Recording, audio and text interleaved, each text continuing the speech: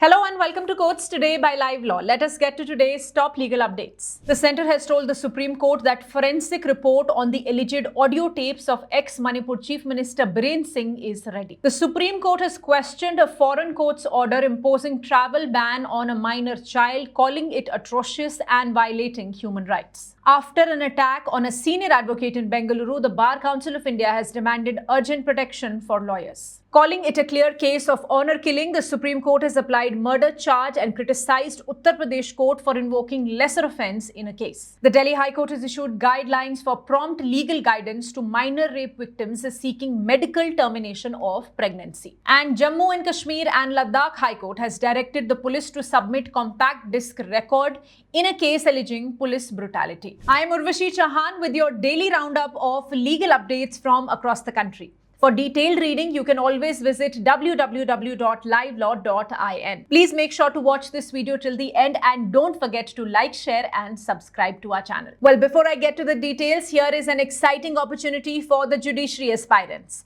Live Law Academy, Live Law's judiciary coaching initiative, has opened registrations for its May batch. You can now choose from two tailored courses. One is Jessup 2.0, a comprehensive 18-month online program covering everything you need to crack the judiciary exam and taught by an expert panel including retired judges. The second is Jessup Lite, a flexible weekday-only program for those who prefer a structured yet lighter approach. You can sign up and also get an exclusive 25% early bird discount. Plus, you can enjoy free Live Law subscriptions, case compilations, and much more. So, don't miss the opportunity and enroll today at www.livelawacademy.in. Starting with an update regarding the Manipur violence. During the hearing of the petition filed by Kuki Organization for Human Rights Trust, seeking a court-monitored investigation into certain leaked audio clips allegedly in the voice of former Manipur Chief Minister Biren Singh, the central government has informed the court that the forensic report on the authenticity of the audio clips was ready and would be filed before the court in a sealed cover. You already know that the audio clips allegedly incriminate former Chief Minister for his role in the ethnic violence in the state. Taking note of the submission, the court adjourned the matter to the week commencing from 5th May. In February, let me tell you, the court had sought the report of the Central Forensic Sciences Laboratory on the tapes. The petitioner's counsel advocate Prashant Bhushan had told the bench that Truth Labs,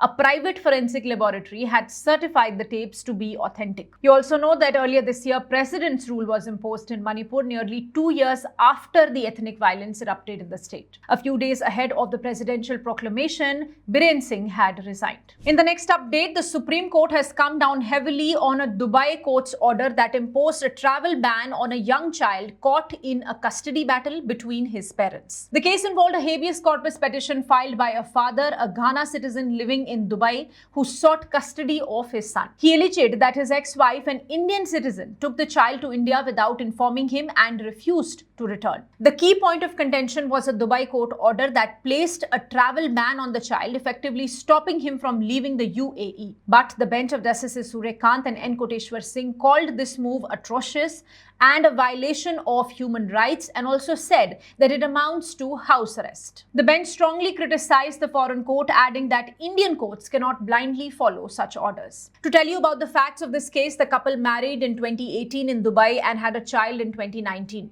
The mother returned to India in 2021 alleging abuse and coercion by the father. She also claimed that the father used the travel ban to manipulate her, including forcing her to withdraw a divorce case. In response, the father filed for divorce and won custody in Dubai. However, when the mother did not comply with that order, he moved the Karnataka High Court here, seeking custody and alleged illegal confinement of the child. But the High Court of Karnataka refused to issue a habeas corpus writ, saying that the child was safe, living with the mother, and there was already a custody case going on in the family court. The mother argued that the foreign court orders should not override the child's welfare, which is the top priority under Indian law. The top court has now questioned the jurisdiction of the Dubai court in granting divorce and custody, especially since the couple were Christians and not bound by Sharia law. It has also said that the petitioner will be granted visitation rights, but only after assessing his conduct and the child's well-being. In an important update, the Bar Council of India has issued a strong and urgent statement condemning the violent attack on senior advocate and co-chairman of BCI, Y.R. Sadashiv Reddy. The attack took place on 16th April inside Reddy's professional chamber in Bengaluru, where two unidentified assailants stormed in and assaulted him with iron rods, leaving him with multiple fractures on his right forearm, left elbow, and leg. The incident occurred in the presence of his junior advocates.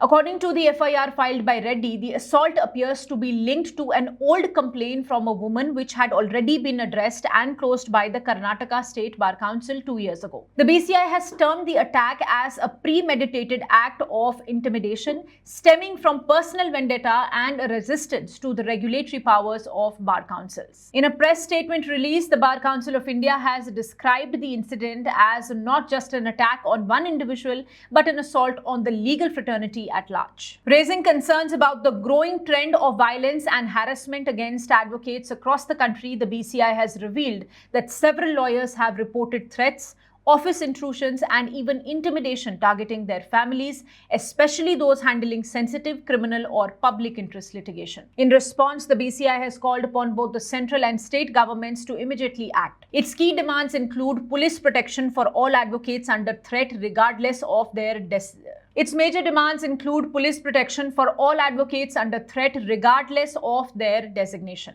immediate arrest and custodial interrogation of the assailants behind the attack on Reddy, security audits and installation of CCTV cameras, panic buttons and round-the-clock police presence in court premises and bar council offices, and a centralized emergency response system in coordination with the Ministry of Law and Justice. It has also suggested formation of a joint national task force comprising law enforcement and bar council representatives to investigate and prevent attacks on legal professionals. Moving ahead, the top court has strongly criticized both the Allahabad High Court and a trial court for misclassifying a clear case of honor killing as culpable homicide not amounting to murder, instead of charging the accused with murder. This case involves the brutal killing of 26-year-old named Zia-ur-Rahman, who was allegedly beaten to death by his lover's family. The Apex Court bench of CJI Sanjeev Khanna and Justice Sanjay Kumar was hearing a petition by the victim's father challenging the dilution of charges by the UP police and subsequent court approvals. The court expressed deep displeasure, noting that the post-mortem revealed 14 injuries and the cause of death was shock and hemorrhage. The court has now overruled the earlier decisions and has ordered that the trial must proceed under Section 302 of IPC, that is murder,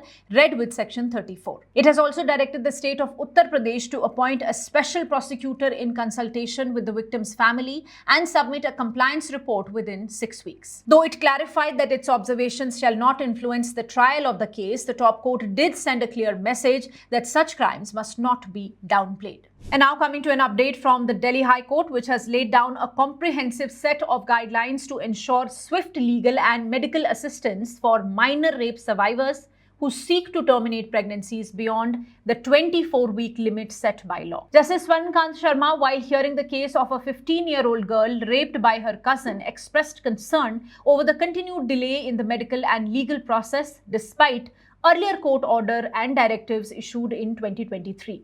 In this case, the minor's father was denied medical termination at LNJP Hospital without a court order, even though the gestational period had crossed 27 weeks. The court noted that hospitals are still insisting on court orders before conducting medical board evaluations, leading to critical delays. To prevent such roadblocks, the court has now directed all child welfare committees in Delhi to immediately inform the Delhi High Court Legal Services Committee whenever a minor rape victim with a pregnancy beyond 24 weeks is referred to a hospital. This is to ensure immediate legal assessment, swift petitioning of courts for necessary approvals, and time-sensitive medical support for the victim. The High Court has also ordered all child welfare committees in Delhi to strictly follow this protocol, and that medical boards must conduct evaluations without waiting for court orders, and that LNJP Hospital must explain the 1-week delay in the 15-year-old's case. Justice Sharma remarked that the ground-level response remains slow and emphasized that the intention to support rape survivors must be matched by action. The court has now asked the hospital to urgently proceed with the termination as per the law with full medical care and dignity for the minor. And lastly, in a significant development, the Jammu and Kashmir High Court has directed directed the state police to submit a CD report in the alleged custodial torture case of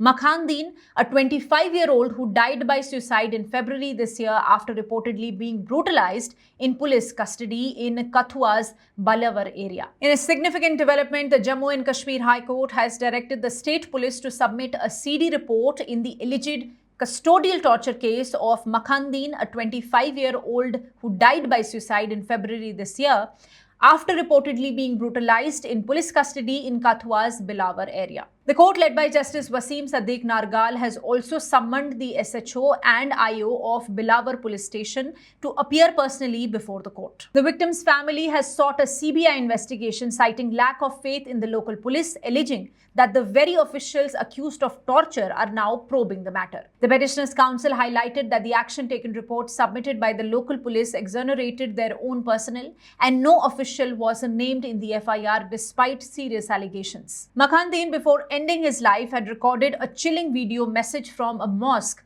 pleading his innocence and expressing terror at the prospect of being detained again. He was a member of the Gujar community and had been interrogated due to a family link with the cross-border militant Swaru Gujar, believed to be active in Pakistan. Police had reportedly suspected his involvement in a July 2024 militant attack on an army convoy in Badnota, which killed 4 soldiers. But in his final words, Makhan denied any connection to militancy.